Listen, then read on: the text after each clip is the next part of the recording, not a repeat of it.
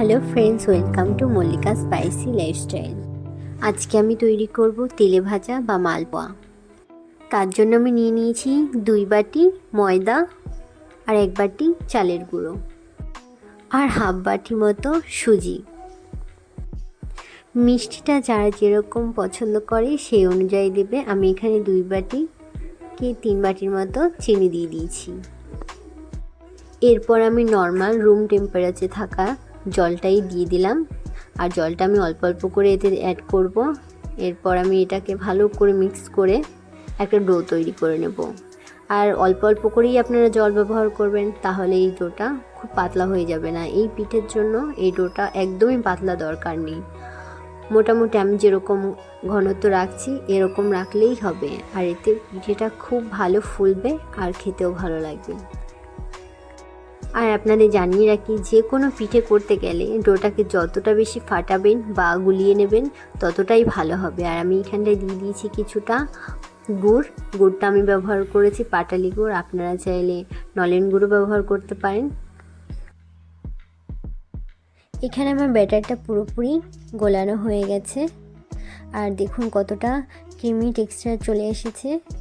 এরকম অবস্থা আমি ব্যাটারটাকে কিছুক্ষণের জন্য ঢেকে রেখে দেব। এরপর আমি একটা কড়াই নিয়ে নিলাম। কড়াইতে অনেকটাই তেল দিতে হবে, তেলটা একটু বেশি পরিমাণেই দিতে হবে।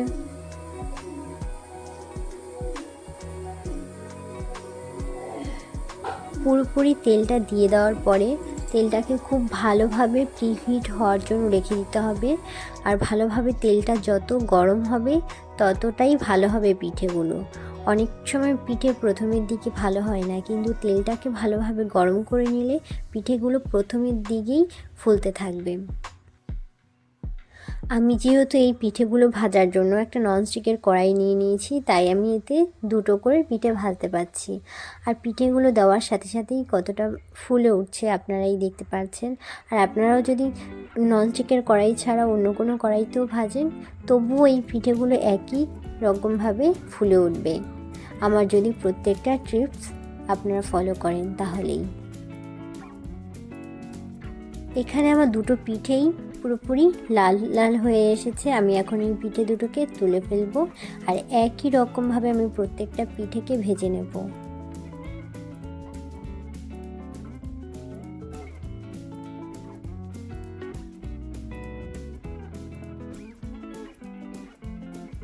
এই তেলে ভাজা পিঠেতে কিন্তু অনেকটা তেল টেনে নেয়, তাই আমি একটুখানি তেলটা ঝেড়ে নিলাম, তাহলে পরে আর বেশি তেল তেলে হয়ে যাবে না এই পিঠেগুলো। এখানে আমি প্রত্যেকটা পিঠে একই রকমভাবে ভেজে নিয়েছি, আর দেখুন প্রত্যেকটা পিঠেই কিন্তু ফুলেছে। এরকম নয় যে কোনো পিঠে ফোলেনি। আর পাশে আমার আরও পিঠে রয়েছে, তবুও আমি আপনাদের এই কটা পিঠে দেখাচ্ছি। আর দেখুন পিঠেগুলো কতটা জালিদার আর ফুলে উঠেছে। আপনারাও যদি আমার এই প্রত্যেকটা টিপস আপনারা ফলো করেন, তাহলে আপনাদের পিঠেগুলো ঠিক এই একই রকমই হবে।